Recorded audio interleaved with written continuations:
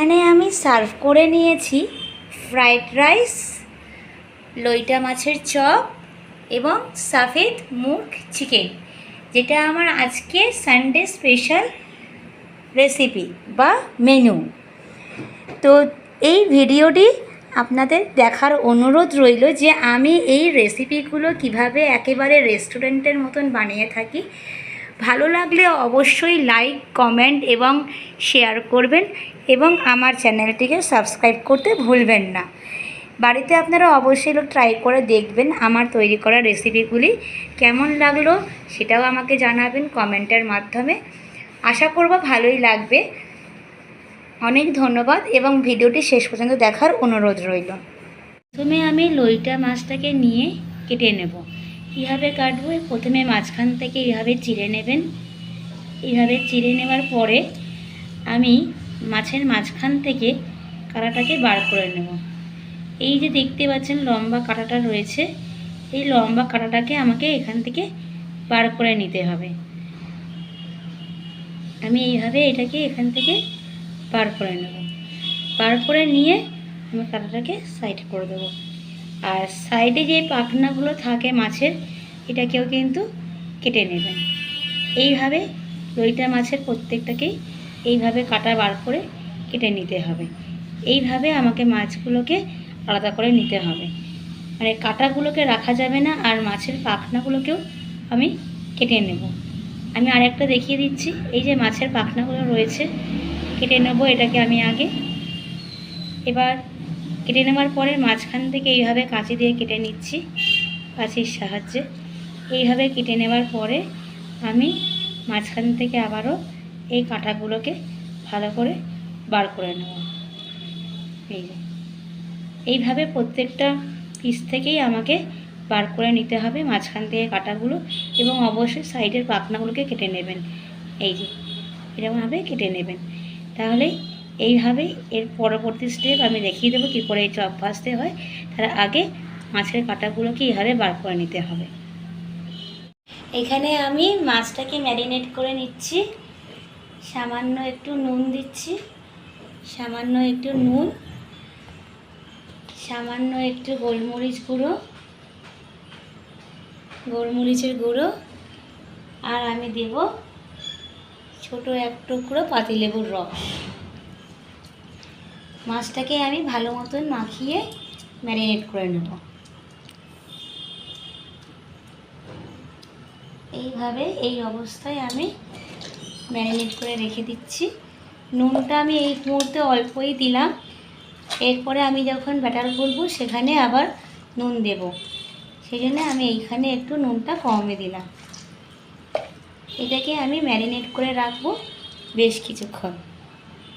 বড়াগুলো ভাজার জন্য আমি নিয়েছি 2 চামচ বেসন, 2 চামচ কর্নফ্লাওয়ার, 2 চামচ বেসন নিলাম আর 2 চামচ কর্নফ্লাওয়ার নিলাম। এবার আমি নিয়ে নেব স্বাদ মতো নুন। আমি মাছের স্বাদ অনুসারে এখানে একটু বেশি দিচ্ছি। যদি মাছে বেশি দেন তাহলে এখানে একটু কম দেবেন। এবার আমি এইটাকে ভালো করে গুলে নেব। আগে এইটুকুনি মিক্সচারটা মাখিয়ে নিচ্ছি, তারপরে আমি এটাকে ভালো করে গুলে নেব। ভালো করে মিক্সচারটা করে নেওয়ার পরে অল্প অল্প জলে আমি এটাকে গুলে নিচ্ছি।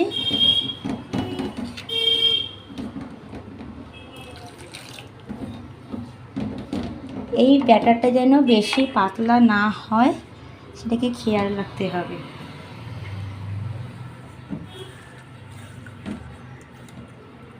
আমার এখানে ব্যাটারটা একটু পাতলা হয়ে গেছে, তাই আমি এখানে 1 চামচে বেসন মিলিয়ে দিচ্ছি।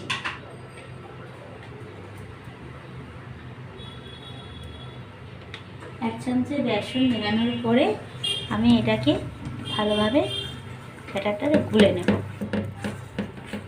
এখানে আমার মাছের বড়াগুলো ভাজা হয়ে গেছে। এই অবস্থায় আমি তুলে নেব। এইভাবে লাল লাল করে ভেজেই তুলে নিতে হবে মাছগুলোকে। সুতরাং আমি এইভাবে ভেজে নিয়ে তুলে নিচ্ছি লইটা মাছের চপ। দেখিনি এরকম করে ভাজা হয়েছে। এইভাবেই ভেজে নিতে হবে লইটা মাছের চপ। বাকি বড়াগুলো আমি এইভাবেই ভেজে নিয়ে ফিরে আসছি। এখানে আমার 18টা লেগ পিস আছে। টোটাল 1.5 কিলো মাংস নিয়েছি। 1.5 কিলো মাংসে 18টা লেগ পিস আছে। আমি এটাকে ম্যারিনেট করে রাখবো। প্রথমে আমি দেব হাফ চামচের মতো নুন, দিলাম। এবার আমি দেব 1 চামচের মতন গোলমরিচ গুঁড়ো, আমি দিয়ে দিলাম। এবার আমি এর মধ্যে দেব 200 গ্রাম টক দই, আমি দিয়ে দিলাম। দুটো ছোট ছোট করে রাখা লেবু আমি এর মধ্যে দিয়ে দেবো। এর মধ্যে আমি লেবুগুলো চিপকে নিচ্ছি। ভালো করে এগুলো সব কিছু দিয়ে আমি ম্যারিনেট করে নেব। এগুলোকে ম্যারিনেট করে রাখতে হবে। যতক্ষণ রাখবে ততক্ষণই ভালো, না হলে অন্তত পক্ষে 8 ঘন্টা ম্যারিনেট করে রাখতে হবে মাংসটাকে। আমি এখানে পাতিলেবুর রসগুলো দিয়ে দিলাম, দিয়ে ভালোভাবে এটাকে মাখিয়ে রেখে দেবো। মাখিয়ে নিচ্ছে ভালোভাবে এটাকে। এইভাবে মাখিয়ে নিয়ে হাতের মাধ্যমে মাখাচ্ছি, তাহলে পুরোটা ভালো করে মাখানো হবে। ভালোভাবে মাখিয়ে নেবার পরে আমি এটাকে রেখে দেবো বেশ খানিকক্ষণ। মাখিয়ে নিলাম। এখানে আমি নুন, গোলমরিচ এবং পাতিলেবু আর টক দই ভালোভাবে মাখিয়ে নিচ্ছি। এবার আমি এটাকে খানিকক্ষণ রেখে দেব এই অবস্থায়। এখানে আমি বেটে নেব পেঁয়াজ, রসুন, আদা, কাঁচা লঙ্কা, কাজু এবং কিশমিশ। কাজু এবং কিশমিশটা আমি বেশ অনেকক্ষণ ধরে ভিজিয়ে রেখেছি। ভালো হয় যদি কাজু কিশমিশটা 7 থেকে 8 ঘন্টা ভিজানো থাকে। তাতে করে কি হবে, কাজু কিশমিশটা একটু নরম হয়ে যাবে, এতে আপনাদের বাটতে সুবিধা হবে। তো আমি এখানে 7-8 ঘন্টা ভিজিয়ে রাখতে পারিনি। আমি এখানে মোটামুটি 1 ঘন্টা 1.5 ঘন্টার মতন ভিজিয়ে রেখেছি। আপনারা পারলে 7-8 ঘন্টা ভিজিয়ে রাখবেন। এই মশলাটি আমি বেটে নেব। এখানে আমি বেটে নিয়েছি পেঁয়াজ, আদা, রসুন, কাঁচা লঙ্কা, কাজু এবং কিশমিশ। এখানে আমি সাদা তেল গরম করে নিয়েছি। এর মধ্যে আমি দিয়ে দিচ্ছি 1 চামচের মতন ঘি। ঘিটা গরম হয়ে গেলে, গরম হতে বেশিক্ষণ লাগবে না, কারণ আমার তেলটা অলরেডি গরম হয়েই আছে এখানে। এই তেলের মধ্যে, যেহেতু আমি আগে রান্না করেছিলাম তাই তেলটা একটু কালো হয়ে গেছে, কোনো অসুবিধা নেই। এর মধ্যে আমি ফোড়ন দিয়ে দিচ্ছি তেজপাতা, তারপরে দিয়ে দিচ্ছি এর মধ্যে দারচিনি। এবারে আমি দিয়ে দেবো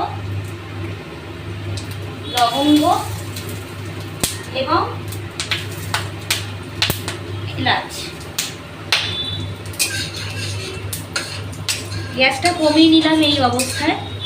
এবার আমি এর মধ্যে আমার বেটে রাখা মশলাটা দিয়ে দিচ্ছি। বেটে রাখা মশলাটা দেওয়ার পরে ভালো করে কষিয়ে নেব, ততক্ষণ না কাঁচা গন্ধটা চলে যাচ্ছে। ভালো করে কষিয়ে নিয়ে ফিরে আসছি। আমার মশলাটি কষানো হয়ে গেছে। আমি এবার এর মধ্যে ম্যারিনেট করে রাখা মাংসটা দিয়ে দেব।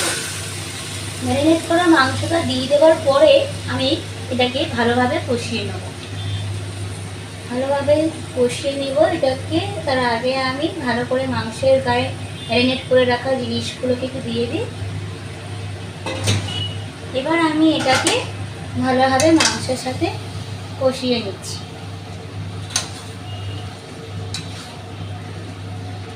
ভালোভাবে কষিয়ে নেবার পরে যদি মনে হয় যে জল দেওয়ার প্রয়োজন আছে তবেই দেবেন, নয়তো দেবেন না, কারণ এইটা বেশি গ্রেভি ভালো লাগবে না।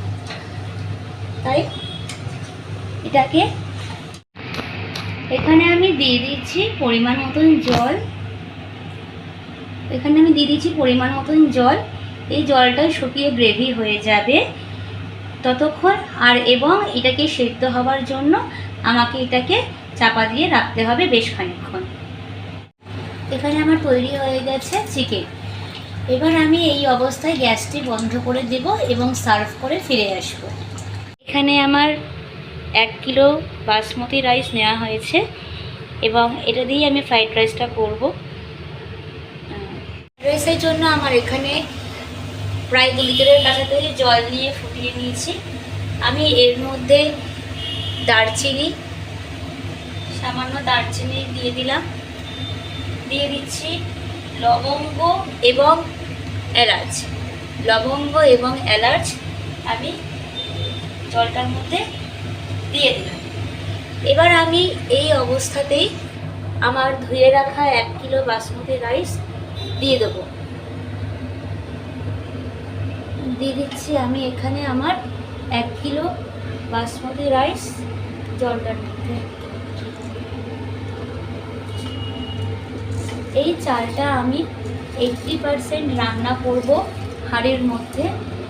80%-এর পরে আমি আর এটাকে রান্না করব না, মানে ফ্রাইড রাইসের বাকি রান্নাটা তারপরে করব, কিন্তু আমি 80% চালটা এই হাঁড়ির মধ্যে সেদ্ধ করে নিয়ে ফিরে আসছি।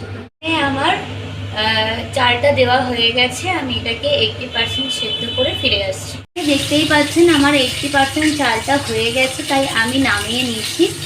এর থেকে বেশি নরম করবেন না, তাহলে কিন্তু ফ্রাইড রাইসটা করতে অসুবিধা হয়ে যাবে।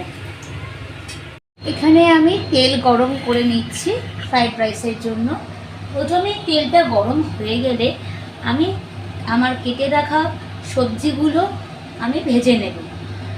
আমি এখানে সবজি হিসেবে নিয়েছি লাল ক্যাপসিকাম, সবুজ ক্যাপসিকাম, ইয়েলো ক্যাপসিকাম এবং গাজর।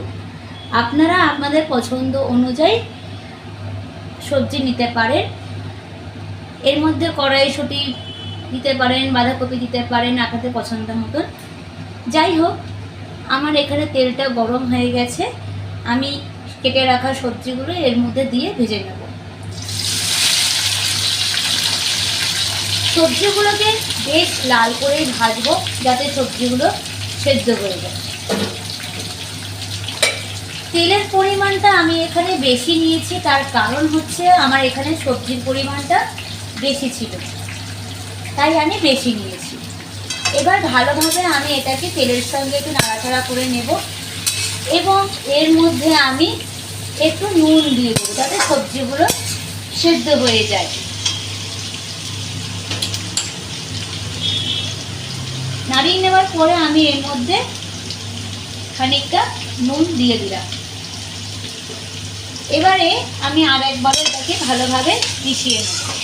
মিশিয়ে নেওয়ার পরে আমি এটাকে খানিকক্ষণ চাপা দিয়ে রাখবো সেদ্ধ হওয়ার জন্য। আমার এখানে সবজিগুলো ভাজা ভাজা করা হয়ে গেছে, লাল লাল করে দেখুন ভাজা হয়ে গেছে। এবারে আমি এর মধ্যে দিয়ে দিচ্ছি সামান্য সয়া সস। সামান্য সয়া সস দিলাম, আর দিচ্ছি আমি এর মধ্যে সামান্য ভিনিগার। এবার আমি এটাকে একটুখানি নাড়িয়ে নেব, ভালো করে সবজির সঙ্গে মিশিয়ে নেব সয়া সস এবং ভিনিগার। নাড়ানোর পরে আমি এবারে দিয়ে দেব চালটাকে। যে চালটা আমি নিয়েছি বাসমতি রাইস, এটাকে আমি 80% কুক করে রেখেছি এবং এর মধ্যে আমি আস্তে আস্তে দিয়ে দিচ্ছি চালটাকে। চালটা কখনোই 100% সেদ্ধ করবেন না, তাহলে পরে কি হবে, ভাতটা বেশি নরম হয়ে যাবে এবং ফ্রাইড রাইসের চাল কখনোই বেশি নরম ভাল লাগবে না। তাই 80%ই সেদ্ধ করবেন গোটা গরম মশলা দিয়ে। তো এখানে আমি চালটা দিয়ে তারপরে নাড়িয়ে নেব। বলছি কি একটুখানি মিনিট। এখানে আমার চালটা দেওয়া হয়ে গেছে, এবার আমি এটাকে ভালোভাবে মিশিয়ে নেব। আমি এখানে 1 কিলো চাল নিয়েছি, এইভাবে হালকা হাতে বেশ ভালো করে নাড়িয়ে দিতে হবে। এখানে আমার তৈরি হয়ে গেছে ভেজ ফ্রাইড রাইস। এবার এটাকে আমি সার্ভ করে ফিরে আসব। তৈরি হয়ে গেল আমার সাফেদ মুরগ চিকেন, ভেজ ফ্রাইড রাইস এবং লইটা মাছের চপ। দেখে নিন তাহলে আমার এই ভিডিওটি কেমন লাগলো আমাকে জানাবেন। শেষ পর্যন্ত দেখার জন্য অসংখ্য ধন্যবাদ। এখানে আমি সার্ভ করে নিয়েছি তিনটেকে একসঙ্গে। আমার চ্যানেলটিকে সাবস্ক্রাইব করার জন্য অনেক অনুরোধ রইল। ভালো লাগলে লাইক কমেন্ট শেয়ার করবেন, আর আমাকে জানাতে ভুলবেন না যে ভিডিওটি দেখার পরে আপনাদের এবং বানিয়ে খাওয়ার পরে আপনাদের কেমন লেগেছে।